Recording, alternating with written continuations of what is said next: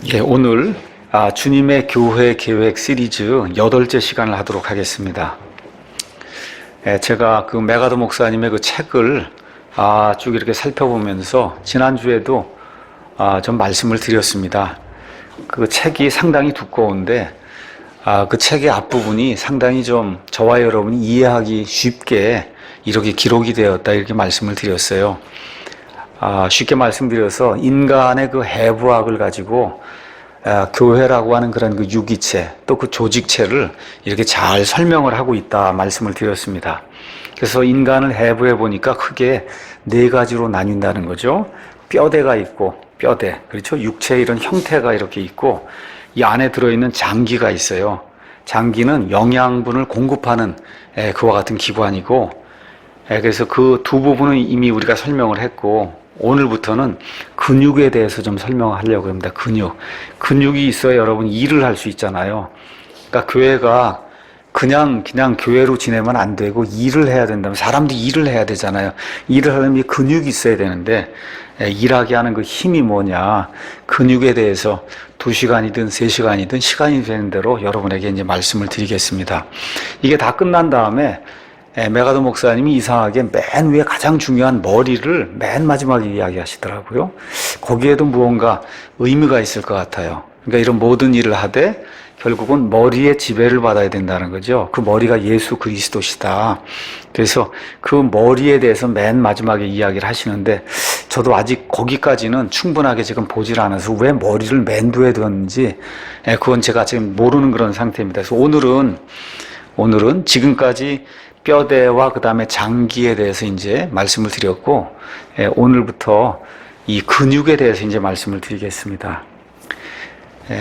그 근육 이야기 하기 전에 지난주에 이제 장기 이야기를 제가 2시간에 이야기하면서, 장기는 교회의 영적인 생명이다. 영양분이 공급이 돼야 되니까요. 그렇죠? 그 얘기를 하면서, 지난주에 제가 문자를 드렸습니다. 다 받으셨죠? 그 문자에 대해서 문자를 이제 쓰면서, 참 교회를 오래 하고 모르긴 해도 한 50년 정도 교회를 하신 게 아닌가 생각이 들고, 하여튼 10,000명, 20,000명이 되는 그런 건전한 교회, 이거를 세우신 분이라 역시 그 보는 눈이 좀 다르구나, 이렇게 이제 생각을 하면서 장기 이야기를 할 때 첫 번째 장기가 순종이라고 그분이 말씀하셨어요. 보통 분들은 그런 이야기 안 할 거예요. 하나님의 말씀이 가장 먼저라고 할 텐데 왜 이걸 순종이라고 했는가, 순종. 그래서 가만히 이런 것들 생각을 해보면서 하나님의 말씀에 순종하고, 또 교회의 목사나 아니면 교회의 리더들이 정말 명백한 그런 그 잘못을 범하지 않았을 때는 하나님께서 교회를 치리하라고 교회에 선물로 주신 목사와 그 다음에 이 리더들, 그 말에 잘 순종하는 이게 없으면 지역교회라는 게 이게 형성되고 자라는 게 불가능하겠구나. 그래서 그렇게 오랫동안 교회를 하신 분이 교회의 생명의 첫째를 순종으로 봤구나, 이런 생각을 했고, 그 다음에 이제 여러 가지 겸손, 사랑, 하나됨, 섬김, 기쁨, 평안, 절제, 그 다음에 유연성, 성장의 욕구, 이런 걸 다 이야기를 한 다음에 교회의 생명의 맨 마지막은 소망이라 그랬습니다. 소망이라고 한 이유가 결국은 우리 인간이 다 나약하기 때문에 아무리 훌륭한 목사든 훌륭한 성도든 결국은 다 오해와 그 다음에 여러 가지 어려움 가운데 살고 있으니 이 땅에서 안 풀리는 문제도 있다는 거예요. 자기가 아무리 신실하게 해도. 근데 이런 문제를 대할 때 이거를 교회에 문제를 일으키는 그런 요소로 이걸 가져갈 것이 아니라 교회의 평안을 위해서 내가 참고, 맨 마지막에 하나님이 심판하실 때 내 속중심에 있던 그 동기를 하나님이 판단해 주실 거다고 하는 그런 소망으로 이걸 가져가야지, 그게 아니라 이거를 어떤 식으로 내 힘으로 해서 이거를 좀 풀어봐야 되겠다 하고 이거를 풀려고 하면 결국은 본인도 망가지게 되고 많은 경우 교회도 망가지게 된다, 이런 의미에서 교회의 생명의 맨 마지막을 소망으로 뒀다고 하는 것. 그래서 참 제가 보면서 베테랑 목사님이 다르긴 다르구나, 베테랑이라는 거예요. 그게 정말 다르다, 이런 생각을 이제 하게 됐습니다. 그래서 저 역시 많은 그러한 교훈을 받았고요. 그래서 오늘은 첫째 시간 근육에 대해서 이제 이야기하면서 이 교회는 몸이라고 얘기하는데 몸을 움직이게 하는 근육이 무엇인가 여기에 대해서 우리 메가더 목사님, 제가 그냥 간단하게 맥 목사님이라고 이제 그럴 테니까 길게 쓰는 거 안 하잖아요, 요새는.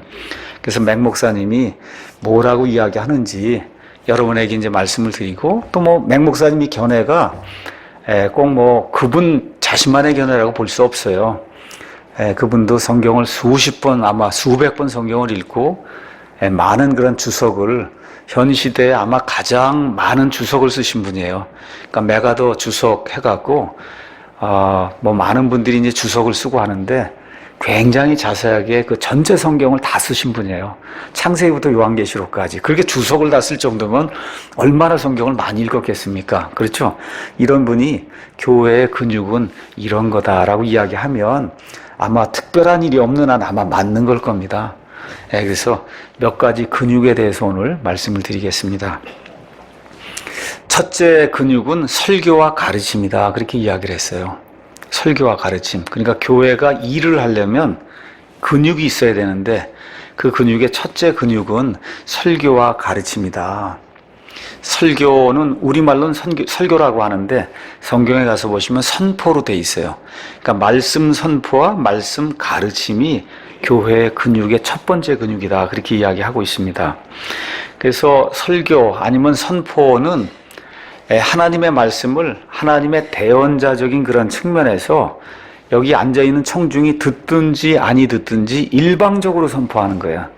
일방적으로. 그거를 보통 설교라고 이야기하고, 그 다음에 이제 가르침은 성도들을 이렇게 모아놓고 설득을 이렇게 하면서 동의를 구하기도 하면서 이렇게 설득해 나가면서 진리를 알려주는 게 그게 이제 가르침입니다. 그래서 성경은 이 목회를 하는 그와 같은 그 교회 지도자를 목사 겸 교사다 그렇게 이야기했어요. 목사 겸 교사. 그래서 목사가 주로 하는 일이 선포, 그 다음에 또 교사가 하는 일은 가르치는 건데 이런 일들이 교회의 일을 하는 데 있어서 가장 처음에 필요한 그와 같은 근육이다. 그래서 여러분과 제가 복음서를 가서 이렇게 읽어보시면 예수님과 예수님의 제자들이 행한 일을 한마디로 이야기하라 그러면 설교와 가르침이에요. 선포와 가르침입니다. 우리 한번 가서 사도행전, 우리 초대교회가 형성이 되는 사도행전 1장을 한번 가서 보겠습니다. 사도행전 1장에 우리 예수님께서 승천하시기 바로 전에 초대교회 멤버가 될 그와 같은 그 하나님의 성도들을 부르시면서 하시는 말씀이 있습니다. 1장 8절에 오직 성령님께서 너희에게 임하신 뒤에, 그러니까 성령 충만을 받은 뒤에 너희가 권능을 받고 예루살렘과 온 유대와 사마리아에서 그리고 땅의 맨 끝 지역까지 이르러 나를 위한 증인이 되리라 하시니라. 증인이란 말 여러분 많이 들어보시죠? 어디에서 주로 쓰이는 말이에요? 법정에서 쓰이는 말이잖아요. 그러면 누가 증인으로 나를 채택해서 제가 법정에 가면 해야 될 일이 뭐예요? 말하는 거예요. 그렇지 않습니까? 말하는 겁니다. 그러니까 교회는 뭘 하는 데냐? 말을 하는 데예요. 그래서 특별히 말씀을 하나님의 권위를 가지고 이렇게 힘차게 일방적으로 선포하는 그런 말과 하나님의 은혜를 가지고 이걸 잘 설득을 해서 성도들 잘하게 하는 이 두 가지 일, 이것이 이제 가장 중요하다. 성경이 그렇게 이야기하고 있습니다. 우리가 이제 안디옥 교회를 잘 아시죠? 그래서 이제 초대교회가 형성이 된 이후에 한 10년쯤 지나가면서 드디어 이방인들에게도 하나님의 말씀이 들어갔어요. 이런 가운데 안디옥에서 처음으로 그리스도인이라 불리는 그와 같은 일이 생겼습니다. 그 일이 생기는 사도행전 11장을 가서도 한번 잠깐 보겠습니다. 사도행전 11장 19절 가서 보니까 이제 스데반으로 인하여 일어난 핍박으로 말미암아 널리 흩어진 자들이 멀리 베니게와 키프로스와 안디옥까지 여행하며 오직 유대인들에게만 말씀을 선포하더라. 그러니까 선포한 거예요. 그러니까 교회는 나가면 말씀을 선포해야 되는 겁니다. 그들 중에 몇 사람은 키프로스와 구레네 사람들이었는데 그들이 안디옥에 이르러 그리스마라는 사람들에게 말하여 주 예수님을 선포했다. 그러니까 말씀을 선포할 때 주제가 예수님이라는 거예요. 예수님. 네. 그러니 주의 손이 그들과 함께함으로 많은 수의 사람들이 믿고 주님께로 돌아왔다는 겁니다. 그때 이 일들에 관한 소식이 예루살렘에 있던 교회에 들어가며, 안디옥은 저 위에 시리아에 있는 이방인들의 도시, 그런 가운데 여기에서 주님의 일들이 흥황하게 되니까 사람들이 예루살렘에 있는 그 사도들에게 이런 소식을 보냈어요. 그랬더니 그 예루살렘에 있는 사도들이 바나바를 보내니까 그가 멀리 안디옥까지, 유대인인 바나바가 지금 안디옥까지 가는 그런 이야기가 나와 있습니다. 23절, 그가 안디옥에 이르러 하나님의 은혜, 야, 정말 이방인들에게도 구원이 임하는 하나님의 은혜를 이렇게 바라보고는 즐거워하며 그들 모두에게 권면이 뭐야? 말하는 거잖아요. 그렇지 않습니까? 권면하여 그들이 마음에 작정을 하고 죽게 붙어 있으라고 하니라. 이런 일을 한 사람을 가리켜 성경은 그는 선한 사람이요 성령과 믿음이 충만한 사람이더라. 이 사람이 가서 권면의 말씀으로 사람들을 세워주니까 많은 사람들이 주님께 더해졌다. 이렇게 기록이 돼 있어요. 그렇죠? 그때 바나바가 본인 혼자만으로는 이 일을 감당할 수 없겠구나 이렇게 생각을 하고는 사울을 찾으러 다소로 떠나서 그를 만남에 안디옥으로 그를 데려오니라. 그들이 만 1년 동안 그 교회 안디옥에 있던 그 성도들과 함께 모이며 많은 사람들을 가르쳤는데 제자들이 안디옥에서 처음으로 그리스도인이라 불렸다. 이렇게 기록이 돼 있어요. 그러니까 권면하고 가르치는 그런 일들을 통해서 성도들이 위안을 받고 교회가 자라는 그런 일이 이 안에 이제 나와 있으니까 말씀 선포를 통해서 구원받은 자들이 자라나고 그 후에 권면과 그렇죠? 그 다음에 가르치는 그런 사역을 통해서 성도들이 불어나고 성도들의 믿음이 굳건해지면서 결국은 어떤 일이 생겨요? 사도행전 13장부터 안디옥 교회가 자기들이 믿었던 그 예수님을 다른 사람들에게 전달해야 되겠다고 해서 그래서 바나바 바울을 따로 이렇게 세워가지고 선교사로 내보내는 그런 일이 생기면서 1차, 2차, 3차 선교여행이 되면서 온 소아시아에 그 이후에 마케도니아를 넘어서 유럽에까지 하나님의 말씀이 전달되는 그런 내용, 그리고 결국은 바울이 로마에까지 보내줘서 로마에 말 그대로 로마 제국의 수도라고 할 수 있는 그 로마에서 하나님의 말씀이 전달이 되는, 심지어 옥에 갇혔음에도 불구하고 하나님의 말씀이 매이지 아니하고 많은 사람들에게 자유롭게 전달되는 그런 내용이 여기 사도행전에 이제 기록이 되어 있는 겁니다. 그러니까 교회가 무슨 일을 한다, 그 일을 하려면 근육이 있어야 되는데 이 근육 중에 가장 큰 근육이 설교와 가르침이다. 성경이 그렇게 이야기하고 있습니다. 현 시대의 많은 교회들의 가장 큰 문제가 뭐냐? 강단의 문제라고 많은 사람들이 이야기를 합니다. 이건 꼭 제 이야기가 아니고 이 설교에 관련된 그런 책들을 읽어보고 목사님들이 가장 크게 신경을 쓰는 게 설교예요. 그러니까 이 목회자 세미나나 이런 거 할 때 가장 큰 주제가 설교입니다. 어떻게 해야 설교를 해서 성도들을 많이 모으느냐. 이게 많은 그 목사님들의 가장 큰 관심사입니다. 근데 이제 문제가 이렇게 설교에 대해 관심을 갖는 건 좋은데 많은 경우 설교 테크닉을 가르치는 데 문제가 있는 거예요. 설교 테크닉. 설교를 어떻게 하고 예화를 어떻게 하고 어떻게 하고 그걸 가르치는데 혈안이 되어 있거든요. 그러니까 문제가 뭐냐 하면 성경 말씀을 다루질 않아요. 성경 말씀 한 절을 읽고 어떻게 하든지 20-30분 동안에 사람들의 그 주의를 이렇게 집중하도록 하기 위해서 어떤 테크닉을 도입을 하고 설교를 이렇게 구성할 때 뭐 25분 동안에 도입부는 뭐 3분, 그 다음에 뭐는 얼마, 뭐는 어떻게 이렇게 해갖고 예를 하나 이렇게 집어넣어갖고 이렇게 설교를 구성을 하면 그러면은 사람들이 많이 듣게 된다고 하는 그런 스타일의 이 설교 뭐라 그럴까, 강해라고 그럴까요? 그런 테크닉을 가르치는 그런 일들이 많이 이제 이루어지고 있고, 또 하나는 많은 교회 그 설교의 그 뭐라 그럴까, 주제가 도덕, 그 다음에 윤리, 그 다음에 우리가 꼭 교회 가지 않아도 들 수 있는 시사 문제, 정치 문제, 그렇죠? 이런 것들, 뭐 긍정적으로 살아라. 미국의 가장 큰 교회 중에 하나가 조엘 오스틴이라고 한 사람이 하는 그 교회예요. 조엘 오스틴. 성경적으로는 불신자입니다. 불신자예요. 예. 그런데 수많은 사람들이 뭐예요? 왜 그러냐? 가면은 믿지 않는 사람이 가도 너무 듣기 좋은 얘기를 하는 거예요. 너무 듣기 좋은 얘기, 긍정적으로 살고 이러면 이 안에서 좋은 그런 호르몬이 나오고 이렇게 해갖고 사람이 기쁘게 살 수 있다 이런 이야기를 지금 하고 있는 겁니다. 그러니까 교회에 가면은 도덕, 윤리, 시사 문제를 주로 이야기하고 신문이나 텔레비전 이런 데서 나오는 그런 이야기를 대부분 목사님들이 이렇게 그 설교 시간에 하다 보니까 어떤 분이 며칠 전에 제 옆에 있는 분이 학교에서 그런 이야기를 하더라고요. 요새 텔레비전 이렇게 보니까 코미디언들 나오는 토크쇼에 웬 목사가 나오던데 도대체 왜 그런 거냐 그렇게 묻더라고요.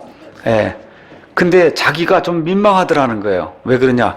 그 옆에 코미디언들이 앉아갖고 뭐 개그맨들이 앉아갖고 그 목사에게 이런 말씀하면 목사님 좀 어려우실 텐데 뭐 그러면서 야한 이야기 뭐 이런 거 하고 이러는데 목사가 거기 껴서 어떻게 하든지 본인도 하나 하려고 하는 이런 걸 하는데 왜 그러냐 그러더라고 저한테. 이게 믿지 않는 분이에요. 믿지 않는 분인데 도대체 그게 왜 그런 거냐 그렇게 묻더라고요. 제가 목사라고 하는 걸 알고는 이 참 뭐라 그럴까 부끄러운 이야기 아닙니까? 그렇죠? 목사가 왜 개그맨들 틈에 들어가요? 목사는 목사 틈에 들어가서 하나님의 말씀을 이제 선포를 해야지. 사도 바울이 거기 개그맨들 팀에 들어가서 어떻게 하든지 한마디 해보려고 이렇게 보고 여러분 그렇게 있겠어요? 그게. 근데 그렇다는 거예요. 그렇게 해서 말 그대로 애절한 모습을 보이면서 한마디 하려고 지금 그러고 있다는 겁니다. 이게 지금 현대 강단의 가장 큰 문제라는 거죠. 또 제대로 성경 공부를 성경 공부는 다 해요. 어느 교회든지. 그런데 제대로 성경 공부를 하는 교회를 찾기가 상당히 어렵습니다. 오늘 이제 간증도 해주시고 했지만 많은 교회가 큐티식 성경 공부 아니면 뭐예요? 괄호 집어넣는 거. 이렇게 쭉 읽다 괄호 나오잖아요. 그럼 성경 구절 찾아서 여기다 괄호 집어넣는 말 그대로 유치한 성경 공부를 하고 있단 말이죠. 그렇죠? 이렇게 되다 보니까 어려움이 생기는 거예요. 큐티라고 하는 것 바르게 하면 좋은 겁니다. 큐티는 quiet time이라는 뜻이에요. 하나님과 이 성경 말씀을 이거 잘 묵상을 하면서 조용한 시간에 하나님과 경건의 시간을 갖는다. 그거 얼마나 좋은 겁니까? 그렇죠? 좋은 거예요. 큐티라고 하는 게. 그런데 그 큐티가 잘못 적용이 돼서 지금 현 시대 큐티는 그런 의미의 큐티가 아니고 지금 큐티라고 얘기하면 뭐야? 자기가 한 구절을 읽고 내게 이렇게 은혜가 됐다. 이거 얘기하는 게 지금 큐티로 바뀌었단 말이에요. 조용한 시간을 가지고 하나님의 말씀을 묵상하는 그런 큐티가 아니라 이거를 읽고는 뚱그랗게 앉아서 한 사람 한 사람 다 읽고는 나는 이게 이렇다. 나는 이게 이렇다. 이거 얘기하는 게 큐티예요, 지금. 그러니까 큐티가 본말이 전도된 그런 상태에 이런 큐티를 지금 하고 있는 겁니다. 이렇게 하다 보니 성경 구절 하나 읽었는데 코에 걸면 코골이, 귀에 걸면 귀걸이가 되는 거예요. 10명이 똑같은 성경 구절 읽고 나는 이렇다고 얘기를 하니까. 그렇지 않습니까? 이런 식으로 지금 큐티가 이렇게 뭐라 그럴까 원래 의미가 아닌 다른 의미로 이제 쓰이고 있어요. 그래서 큐티를 잘못하면 성경의 객관성을 무시하고 주관성만 이야기하게 돼요. 이 말씀이 내게 뭐라 그러더라. 앞뒤 문맥 다 잘라내고 그렇죠. 이 말씀이 내게 뭐라고 얘기하더라. 이렇게 되니까 성경이 마술도구처럼 이렇게 이제 될 가능성이 큰 거예요. 지난 금요일 날 우리가 이제 사사기, 맥잡기를 하면서 기드온 이야기를 했습니다. 기드온. 그래서 기드온 나오는 그 사사기 6장에 가서 보시면 기드온이 하나님의 명령에 따라 재판관의 역할을 하기 전에 정말 하나님께서 이 일을 나보고 하라고 하시는지 하라고 하지 아니하시는지 한번 하나님을 제가 좀 시험하기 원합니다. 그렇게 이야기하고는 양털 한 뭉치를 가져다 놓고 그리고 하나님께 기도하죠. 그래서 첫째 날에는 이슬이 여기 양털에만 있고 그 다음에 나머지에는 이슬이 떨어지지 않도록 하나님 그렇게 해주시면 제가 하나님이 저보고 재판관의 일을 한 걸로 제가 믿겠습니다 하고 그렇게 기도를 하고 했더니 그 다음날 정말 가서 보니까 어때? 양털에만 이슬이 묻어있고 여기는 안 묻어있다는 거예요. 그래서 기도원이 그 다음 날에는 하나님 대단히 죄송하지만 한 번만 제가 더 해보겠습니다. 요번에는 양털에만 마르고 나머지는 다 이슬이 내리면 그러면 제가 하나님의 말씀대로 순종을 하고 재판관의 역할을 하겠습니다. 그랬더니 그 다음 날은 정말 가서 보니까 어때요? 양털은 다 마르고 나머지에는 다 이슬이 내렸다는 거예요. 이거를 지금 이 시간에 이 시간에 사업을 하든지 대학을 가든지 이사를 가는데 이거를 인용해서 양털 갖다 놓고 또 밤에 하시면 안 되는 거예요, 이게. 이게 큐티예요. 제가 말씀드리는 이게 큐티라고. 앞뒤 문맥을 잘라내면 안 돼요. 앞뒤 문맥이 지금 말 그대로 이스라엘의 어려움이 닥친 가운데 하나님께서 신정정치를 하고 있는 거잖아요, 하나님이. 맞습니까? 하나님의 신정정치를 하는 가운데 하나님이 한 사람을 택해서 말 그대로 하나님의 대언자 역할을 하며 이스라엘 백성을 지금 위기 가운데서 구출하려고 하는 그런 문맥에 이 기드온이라고 한 사람이 뭐라 그래요? 제가 너무 힘이 약하고 연약한 사람이야. 저 같은 사람이 정말 이런 일을 할 수 있을까요? 하고 하나님께 표적을 구하는 그런 의미의 이런 일을 진행을 하고 있는 거잖아요. 그러니까 앞뒤 문맥이 지금 그런 상황인데 이걸 지금 신약 시대에 들어와 갖고 그렇죠? 이거를 하게 되면 지금부터 계룡산을 가야 되는 거예요. 계룡산 가서 매일같이 이걸 듣는가 안 듣는가 이걸 연습을 해야 된단 말이죠. 이런 것은 불신의 행위라고 성경이 이야기를 하고 있는 겁니다. 그래서 기드온에게 한번 그러한 일어난 일을 나한테 다 적용해서 매일같이 양털을 가져다 하면 이게 믿음 생활이 안 되잖아요. 그건 뭐예요? 믿음이 아니잖아요. 보고 자꾸 뭘 하겠다고 하니 이게 믿음이 아닌 겁니다. 자, 무신론자 이야기를 한번 하겠어요.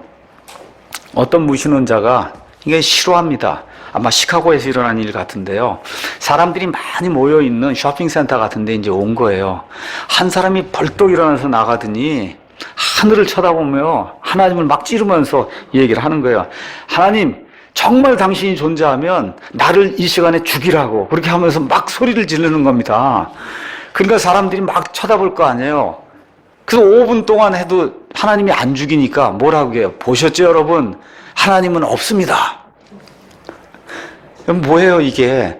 그거 다 주관적인 내용이잖아요. 주관적인 내용. 그렇죠? 그런 식으로 했으면 살아남을 사람이 하나도 없어요. 하나님이 정말 공의를 집행을 하시면 살아남을 사람이 하나도 없는데 어떻게 해요? 객관적인 건 무시를 하고 여기 기록된 이 하나님의 말씀, 인격적인 하나님의 무시를 하고 자기 혼자 도치가 돼서 이런 방법으로 하나님이 일할 거라고 생각을 하고는 그리고 나를 당장 죽이면 모든 사람이 보니 하나님이 있는 거 아닙니까? 그러고 안 죽였으니 하나님은 없다. 그렇게 얘기하는 거거든요. 안 죽였으니 하나님이 없다. 여러분 뇌 보신 적이 있으세요? 뇌. 여러분 속에 있는 뇌 보신 적이 있냐고요? 봤어요? 못 봤어요? 못 보셨죠? 뇌가 그럼 없어요? 있죠? 지금 그 얘기 하는 거예요. 뇌가 분명히 있는데 안 봤으니까 나는 없다 그러면 얼마나 어리석은 거예요. 그렇죠? 이게 큐티가 잘못이 되면 그렇게 되는 거예요. 큐티가 잘못이 되면 자기 속에 뭔가 상상을 해놓고는 그게 안 이루어지면 그럼 하나님의 뜻이 아니다. 이런 방식으로 해석을 하면 안 된다는 거죠. 다시 말씀드려 하나님을 무한한 하나님을 유한한 내게로 이렇게 안정을 시키고 그것도 내가 경험한 것으로 딱 안정을 시켜버리면 그러면 성경 속에 있는 하나님이 그에게 계시가 될 수가 없는 겁니다. 그러다 보니 하나님께 기도하고 알려주겠다. 무슨 얘기를 하면 하나님께 내가 물어보고 그러고 이게 얼마나 그 경건한 모습이에요. 저는 그런 적이 한 번도 없어요. 제가 그냥 생각해보고 알려주겠다 그러지 저는 그 정도의 그 근엄함이 없습니다. 하나님께 제가 기도해보고 알려드리겠다.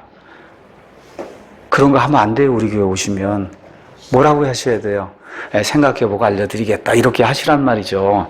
그렇죠? 이런 가식이 나오는 거예요. 하나님의 뜻을 제가 좀 알아보고 하겠다. 그럼 하나님의 뜻을 자꾸 이야기하다 보면 자기 덫에 빠집니다. 어떤 분이 목회를 하다가 어느 날 교회 성도들 앞에 섰습니다. 하나님의 뜻이 저기 하와이로 가라는 겁니다. 그래서 짐 싸고 다 그러다 한 달 있다가 제가 안 가기로 마음먹었습니다. 그 하나님의 뜻이 한 달 사이에 그렇게 왔다 갔다 변하냔 말이에요. 그러면 안 되잖아요. 그럼 뭐라 그래요? 제가 하다 보니까 아무래도 여기 목회가 잘 안 돼서 저는 하와이로 가야 되겠습니다. 이렇게 진실되게 고백을 했다가 해보니 또 이게 아닌 것 같아서 제가 마음을 다시 먹고 여기서 하겠습니다. 이러면 문제가 안 생기는데 한 달 전에 하나님 뜻이 하와이였다가 이게 또 아니라 그러니까 하나님의 뜻이 여기면 그렇게 하나님의 뜻이 한 달, 두 달 새에 왔다 갔다 되면 그건 하나님을 욕되게 하는 거잖아요. 그렇죠? 그런 차원에서 우리가 말을 그렇게 함부로 하면 안 되는 거다. 그러니까 하나님을 자꾸 이렇게 거들먹거리면 그 문제가 있는 거예요. 내가 하는 걸로 해야 실수가 드러나도 하나님께 영광을 가리는 그런 일이 생기지 않는 겁니다. 이렇게 하다 보니, 이런 식의 성경 공부를 하다 보니 객관적인 거 다 무시하고 주관적인 경험을 가지고 이야기하는 그런 성경 공부를 하다 보니 신천지에서 신학을 가르치는다고 거기 가서 몇 개월만 하면 20년, 30년 교회 다녔던 사람들이 그냥 거기 다 빠지는 겁니다. 여러분 한번 생각해 보세요. 저 과천이 신천지가 된다는 거예요. 신천지가 뭐예요? 새하늘과 새 땅. 요한계시록 20장, 21장 나온 그 새하늘과 새 땅을 한자로 표현하면 그게 신천지입니다. 저기 과천 청계산이 여러분 예수님이 이렇게 내려오시는 그런 새하늘과 새 땅이 됩니까?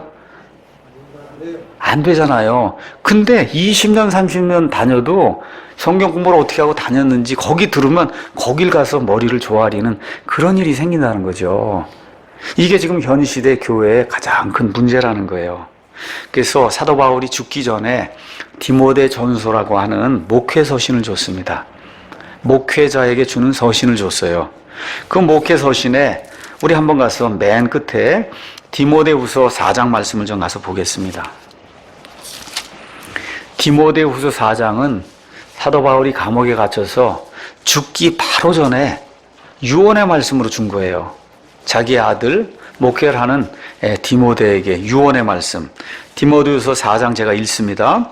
그러므로 내가 하나님 앞과 주 예수 그리스도 앞에서 곧 친히 나타나실 때 자신의 왕국에서 산 자, 살아있는 자들과 죽은 자들 그 심판하실 분 앞에서 내게 명하노니 말씀을 선포해라. 지금 목회 서신을 주면서 맨 마지막에 죽기 바로 전에 마지막 주는 말씀이 가장 중요한 말씀일 거 아닙니까? 그렇죠? 말씀을 선포해라. 때에 맞든지 맞지 아니하든지 긴급히 하라는 거예요. 이게 교회에서 일을 행할 때 가장 중요한 거라는 거예요. 말씀 선포, 말씀 가르침. 모든 오래 참음과 교리로 책망하고 꾸짖고 권면하라는 겁니다. 믿지 않는 자들 향해서 오래 참고 또 교인들 가운데도 고집을 피우고 이런 사람들 오래 참고 교리로 책망하고 꾸짖고 권면하는 그런 일이 말씀 선포라는 거예요. 그렇죠? 예. 때가 이르리니 그들이 건전한 교리를 견디지 못하며 귀가 가려워 자기 욕심대로 자기를 위해 선생들을 쌓아두고 이게 잘못된 방식으로 진행되는 성경 공부예요.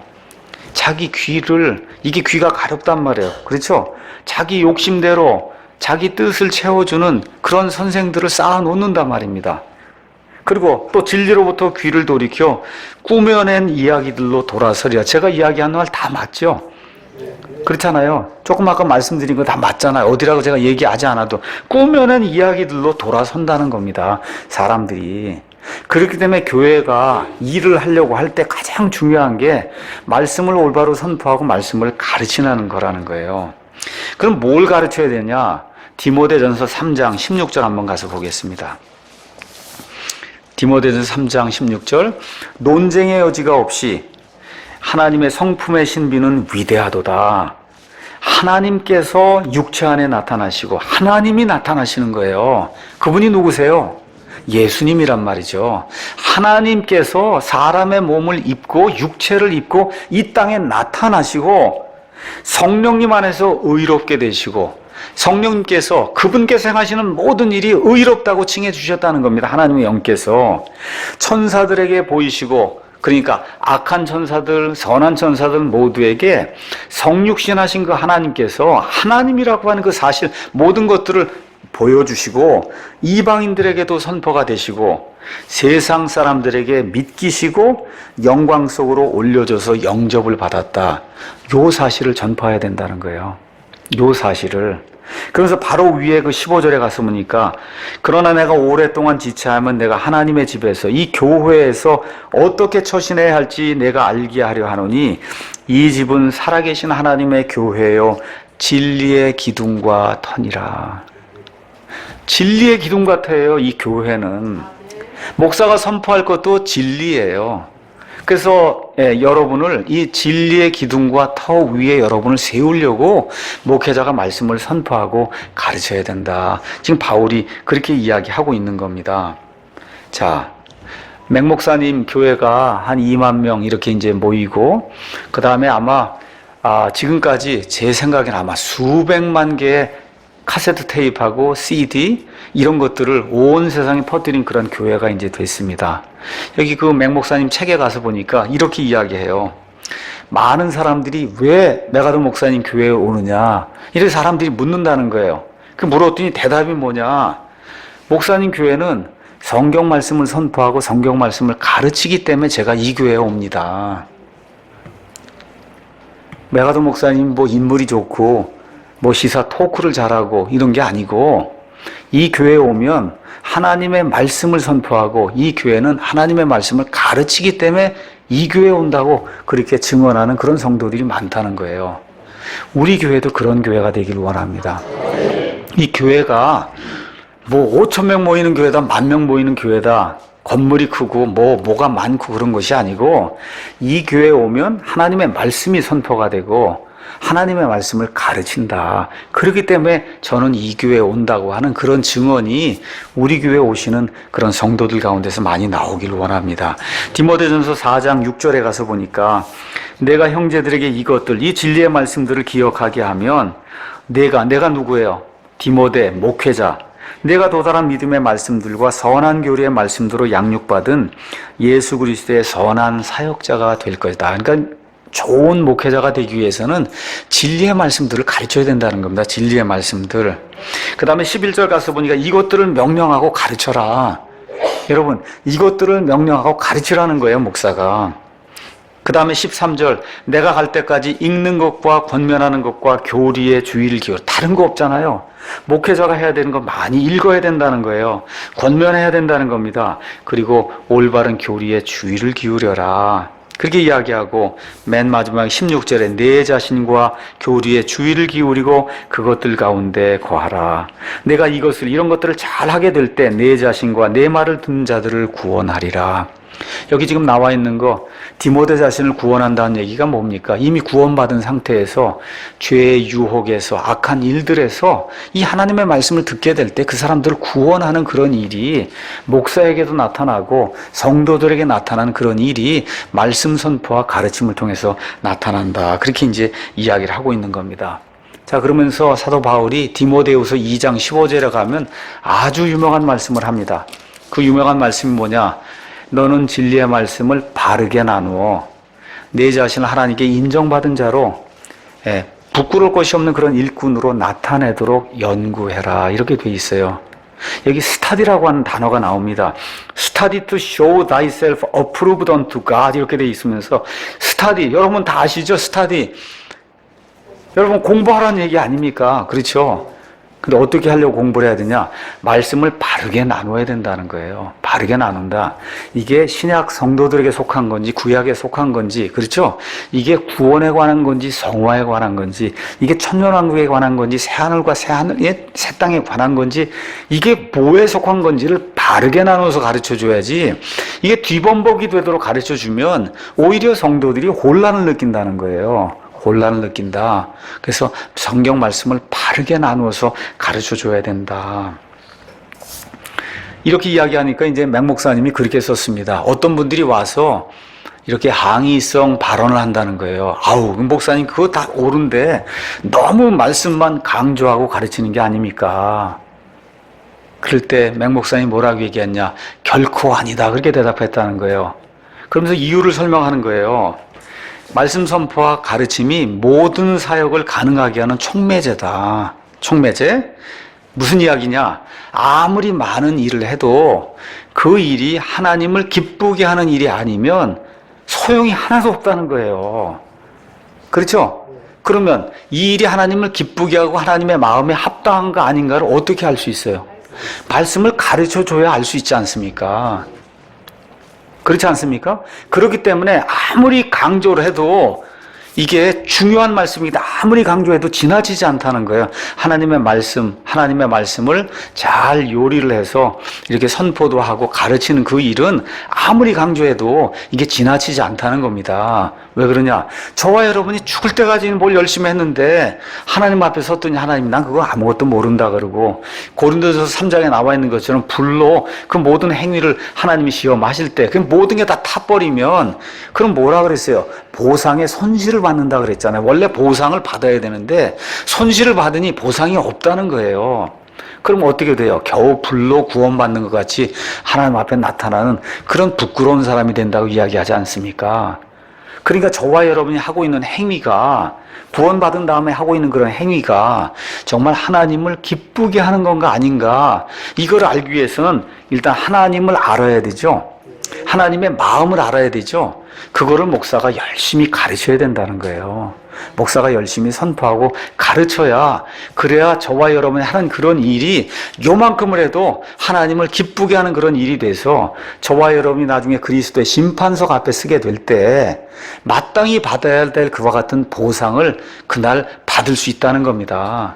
여러분 그런 사람 되기 원하지 않으세요? 저도 그런 사람이 되기를 원해요. 많이 했는데 아무것도 아닌 게 아니고 요만큼을 했어도 그게 하나님이 받는 일이 돼야 그게 기쁜 거 아니겠습니까? 그러니까 바울이 그 얘기를 하는 거예요. 우리가 그리스도의 심판석 앞에 불로 행위를 심판하는 그날에 하나님 앞에 섰을 때 이 행위가 불타지 않는 그런 행위가 되려면 하나님이 원하시는 행위를 해야 되는 게 아니냐. 그렇게 하려면 많이 알아야 된다는 거죠. 자, 그러면 이런 일들 하면서 여기 디모데후서 3장 15절 가서 보니까 또 어린아이 때부터 내가 거룩한 성경 기록들을 알았나니 그것들은 이 구약 성경이에요. 이 당시에는 능히 너를 지혜롭게 하여 그리스도 예수 안에는 믿음을 통해 구원에 이르게 하느니라. 아이라도 하나님의 말씀을 알게 되면 구원받을 수 있다는 거예요. 그러니까 성경 말씀을 제대로 알게 되면 아이라도 구원받을 수 있고, 그 다음에 17절 하나님의 사람이 완전하게 되어, 이 성경 말씀을 통해 하나님의 사람이 완전하게 되어 죄가 없다는 얘기가 아닙니다. 하나님이 원하시는 장성한 분량에까지 이르게 돼서 모든 선한 일을 충분히 할 수 있는 그런 사람이 될 수 있다는 겁니다. 그렇기 때문에 많이 가르쳐야 된다, 성경이 이야기하고 있어요. 자, 그러면 이 일을 대부분의 교회에서는 목사가 하게 돼요. 목사가. 그렇죠? 목사가 이런 일들을 하게 되는 겁니다. 자, 그러면 목사가 이러한 신념을 가지고 교회를 이끌려면 목사의 마음속에 한 가지 작정해야 되는 게 있어요. 그것은 뭐냐 하면 하나님의 말씀만으로 충분하다는 이 확신이 있어야 되는 거예요. 그렇지 않습니까? 하나님의 말씀만 내가 신실하게 요리를 해서 있는 그대로 잘 전달해주면 하나님이 일하실 거다. 이 마음에 이 확신이 없으면 그러면 어떻게 되는 거예요? 이게 없으면 어떻게 돼요? 사람이 안 모여? 빨리 프로그램을 도입해야 되겠구나. 사람이 안 모여? 그럼 어떻게 빨리 예화를 찾아야 되겠구나. 그리고 예화 찾으러 다니고 설교 세미나 테크닉이 뭐가 내가 문제가 있는가 보다 하고 자꾸 테크닉 찾으러 다니고 이렇게 되는 거예요. 그렇잖아요. 그게 아니라 사람이 조금 덜 모이는 날도 있고 많이 모이는 날도 있고 뭐가 있지만 내가 올바로 하나님의 말씀을 잘 가르치면 그러면 하나님이 함께 하셔서 여기에 부흥이 있을 수 있다는 그런 그 확신이 우리 가운데 들어야, 그래야 목사가 이 일을 지금 할 수 있는 겁니다.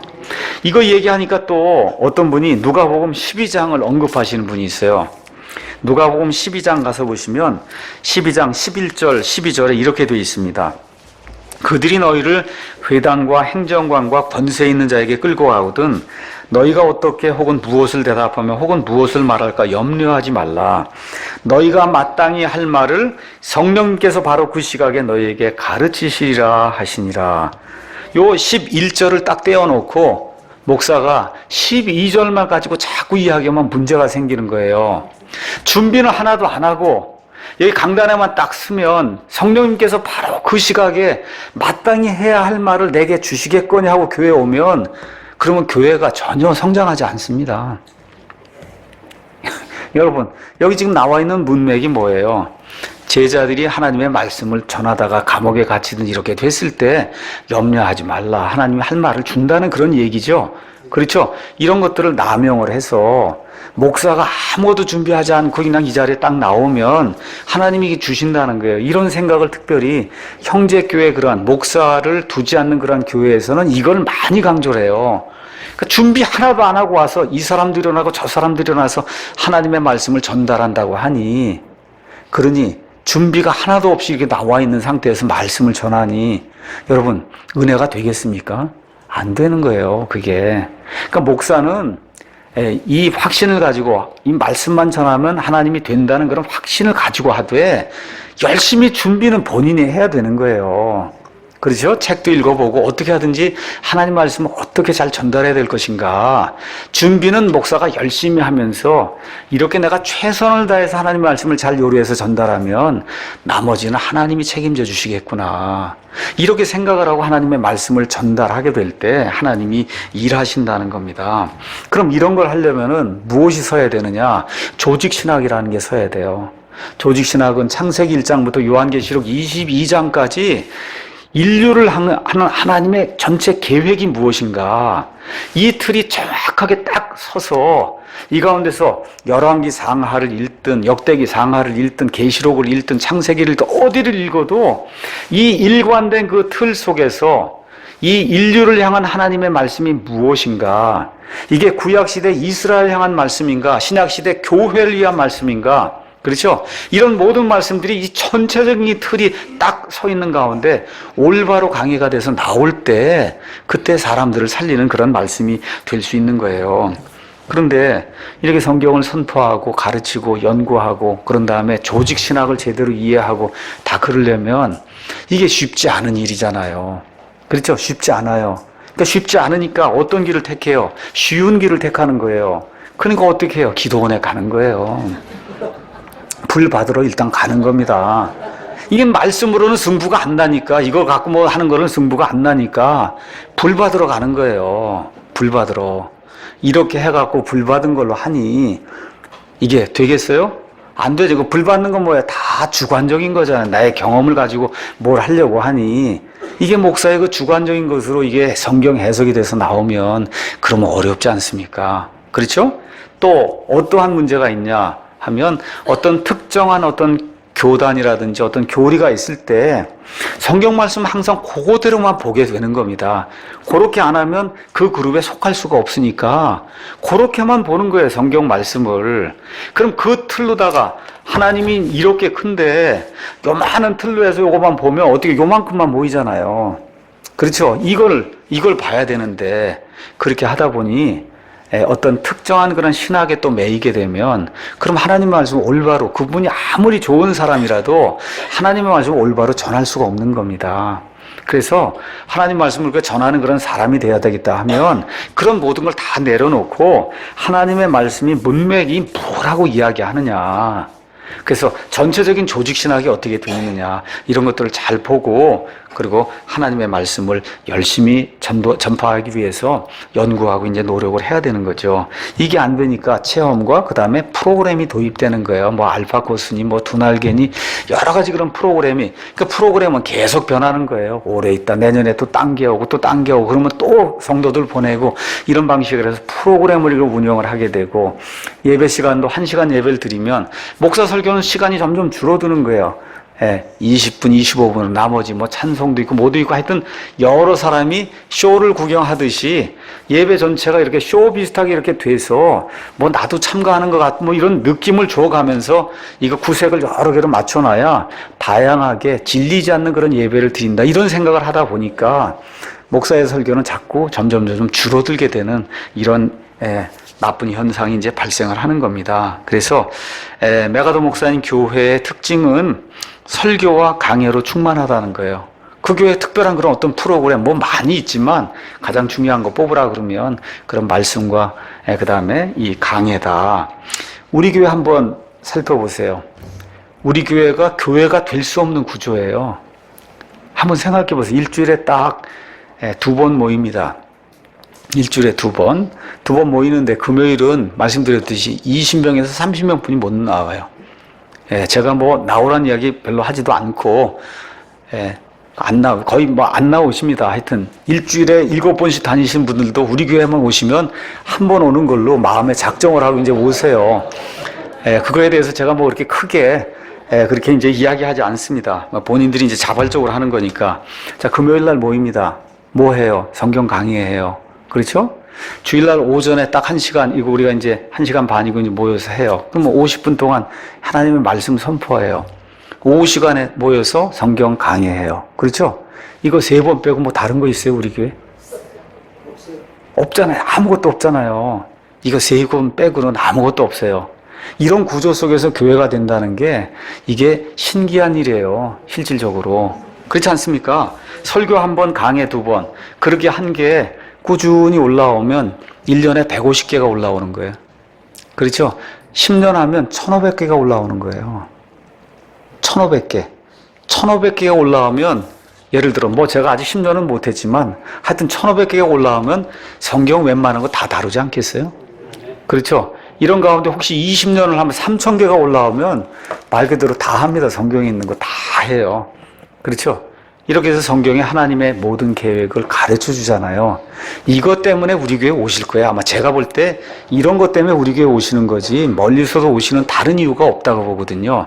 이런 가운데 와서 예배를 드리는 가운데 기도도 하고 찬양도 하고 또 끝난 다음에 교제도 있고 그렇게 하면서 속박하지 않잖아요. 그렇죠? 성도들 꼭 뭐 해야 된다고 속박하지 않으면서도 자발적으로 헌금하게 하고, 그렇죠?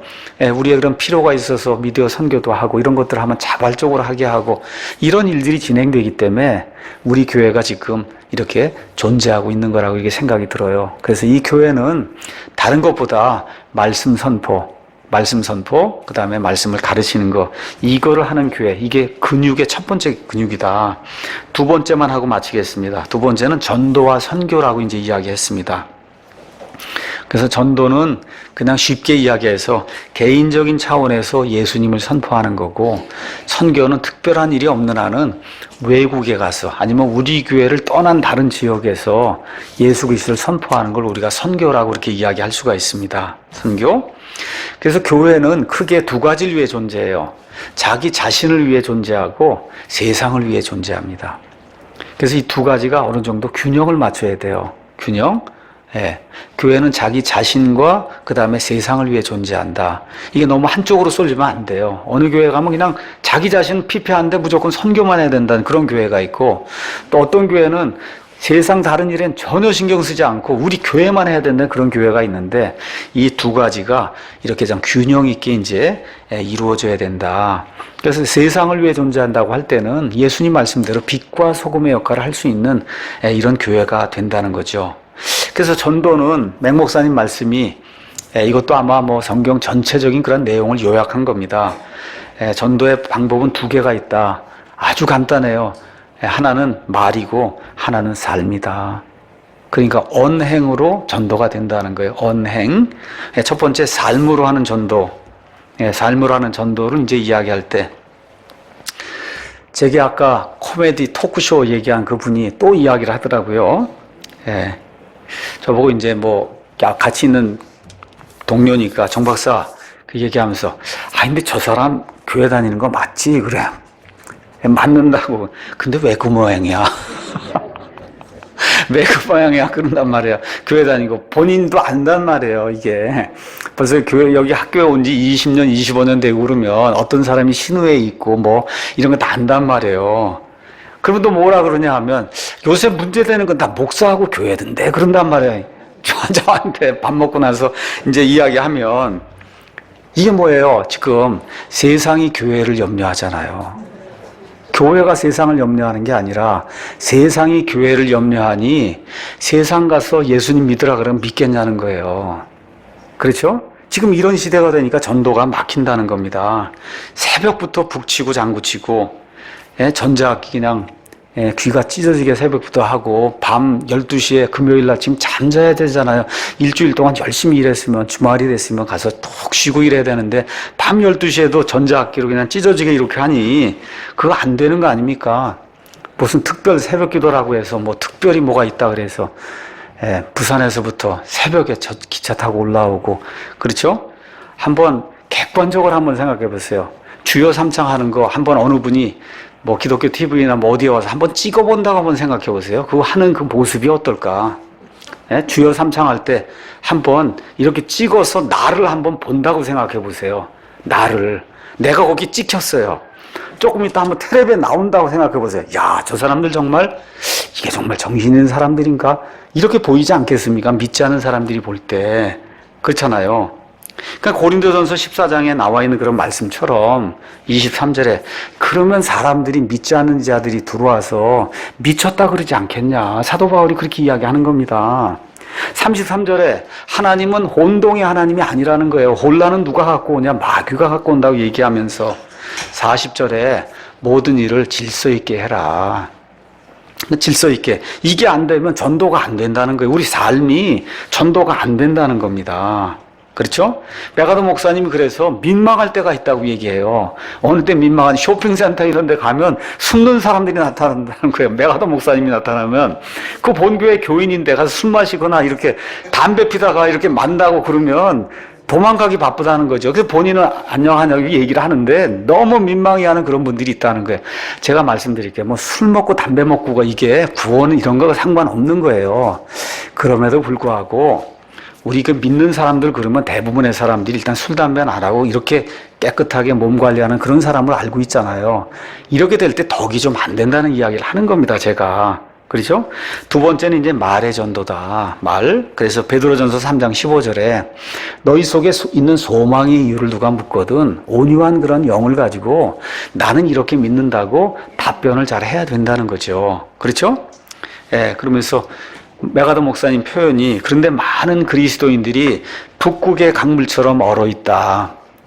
강물이 얼어있으니 입을 열지 못한다는 거예요. 입을 열지 못한다. 그 얘기하면서 또 하나는 말씀이 이렇게 전하되 좀 바르게 온전하게 이렇게 전해야 된다. 그러니까 이런 거 얘기하면 안 된다는 거예요. 예수 믿으면 복 받아요. 우리 교회 오세요. 아니에요, 그거. 그렇죠? 특세하면 복 받아요. 아닙니다. 예, 11조 하면 복 받아요. 아닙니다. 그렇죠. 주일 성수하면 복 받아요. 아니에요. 이런 거 전하면 안 된다는 거예요. 제가 한번 이야기했을 거예요. 저희 학생이 하나, 유명한 대학에서 박사학위를 하고 이제 돌아왔습니다. 저를 만나더니, 아유, 요새 어떤 형이 와서 저한테 자꾸 예수님 믿으라 그러는데 그 형 보니까 예수 못 믿겠어요. 왜 그러냐 그랬더니 그 얘기 하는 거예요. 맨날 새벽 기도 가라 그러고, 이게 본인도 회사를 가야 되는데, 이거 도대체 어떻게 이렇게 믿을 수 있겠느냐. 이런 이야기야. 11조 하면 복 받는다고 그러는데 이게 진짜냐고. 그래서 자꾸 이야기하는 거예요. 그래서 이게 예수님 믿는 거의 핵심은 그게 아니지 않습니까? 그러니까 가면 제대로 전달을 해야지 예수 믿으면 복 받아 11조 하면 복 받아로 나가면 안 되는 거잖아요. 그렇죠? 뭐예요? 속사람이 변하는 게 생긴다는 걸 가르쳐야 되는데 그거에 대한 이야기가 아니라 자꾸 피상적으로 예수 믿으면 뭐가 잘 되는 걸로 자꾸 설명을 하니 이거는 아무리 오래 얘기를 해도 이거는 예수님 전하는 게 아니라는 거죠. 그렇죠? 선교는 세계를 향한 그런 전도입니다. 그래서 온 세상의 모든 창조물에게 복음을 선포하라고 예수님께서 마태복음 28장에 승천하기 전에 모든 제자들에게 위임의 말씀을 주셨어요. 그래서 내가 갈 수도 있고 가서 하는 사람을 도와줄 수도 있습니다. 이렇게 이제 생각을 하시고 우리 교회 전도와 선교에 대해서만 잠깐 이야기하겠습니다.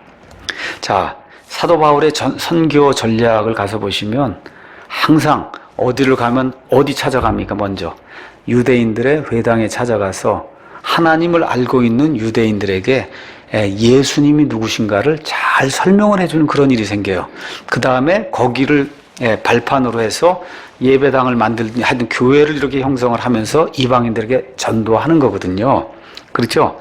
그래서 우리나라도 지난 한 100년 동안 교회가 이게 형성이 되고 믿는 사람들이 많이 있습니다. 그렇죠?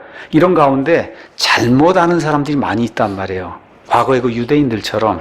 그래서 저희가 올바른 성경, 올바른 교리 이런 것들을 가지고 가서 가능하면 그렇게 예수님을 믿고 있지만 그럼에도 잘못된 그런 것들에 빠져있는 그런 사람들이 있으면 아니라고 하는 사실을 온유하게 알려주는 올바른 교리를 알려주는 그러한 일을 하는데 특별히 그런 일이 요 근래에는 유튜브라든지 이런 미디어를 통해서 아주 용이하게 그런 일들이 이제 진행이 될 수 있는 그런 시대에 지금 저와 여러분이 살고 있기 때문에 그와 같은 컨텐츠를 많이 만들고 저와 여러분이 그런 일로 사람들에게 예수님을 소개하는 그런 일을 하고 있습니다. 자, 그래서 미디어 선교를 하다 보니 장점이 뭐예요? 국경과 시간의 제약이 없는 거예요. 밤이든 낮이든 그렇죠. 어느 나라든 올바른 걸 해서 올리니까 요새 다 스마트폰으로 본단 말이에요. 그러니까 교회 사이트나 이런 거 들어오는 것도 분석을 하면 70% 80%가 스마트폰으로 들어와요.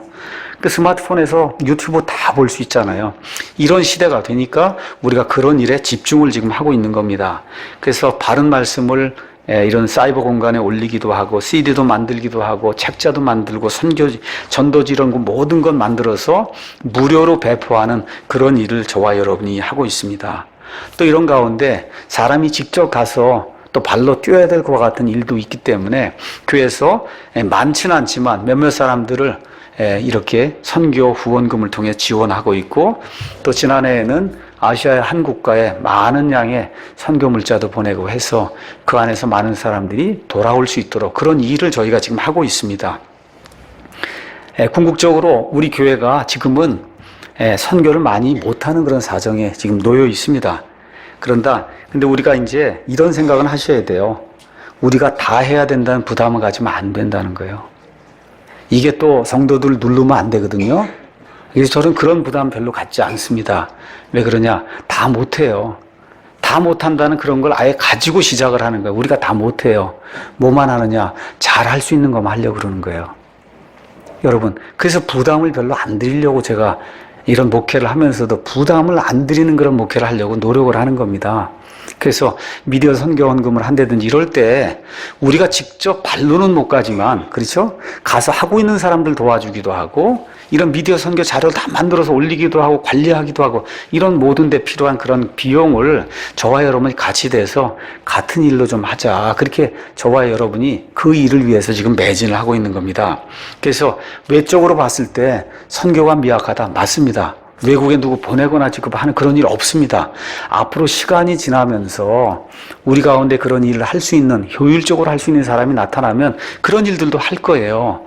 그렇죠? 근데 지금은 우리 실력이 안 됩니다. 우리 힘이 안 돼요. 안 되는 걸 목사가 왜 안 하냐고 자꾸 그렇게 하는 것도 안 되지 않습니까? 그래서 그런 것들을 기억하면서 우리 교회가 잘할 수 있는 쪽으로 좀 매진하면서 그래도 앞으로 이런 외국 선교도 우리가 해야 될 그와 같은 일이기 때문에 교회가 잘할 수 있는 그런 분들이 나타나면 교회가 열심을 다해서 그런 사람들도 파송하고 하는 그런 일도 해야 되겠다. 이렇게 생각하고 이 교회를 위해서 열심히 기도하고 섬겨주시는 저와 여러분이 되기를 예수님의 이름으로 축원합니다. 네, 기도하고 마치겠습니다.